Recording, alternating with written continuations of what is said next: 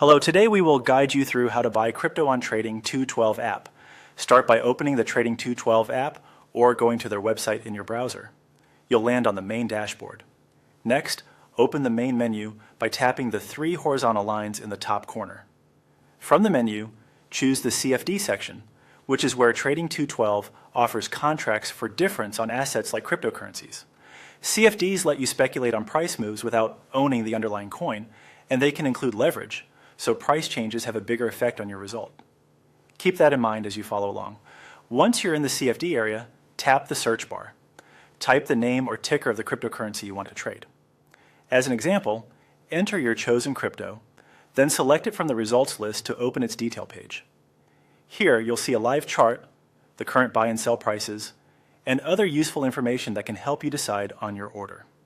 Tap Buy to prepare your order. In the amount field, enter the value you want to invest. You can usually switch between entering a cash amount and a quantity of units. Choose whichever makes it easier to match your plan. Take a moment to review the displayed price and any spread between buy and sell, since that affects where your position starts. For risk management and planning, tap Set Limits Stop.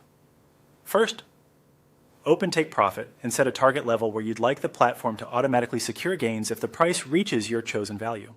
You can set this by price or by percentage, depending on what's available. Then open Stop Loss and define the maximum loss you're comfortable with. This tells the platform to close the position if the market moves against you, helping to limit downside. Adjust these levels so they reflect your strategy and the coin's volatility. With your amount and protective levels set, review everything on the order ticket to make sure it matches your intention.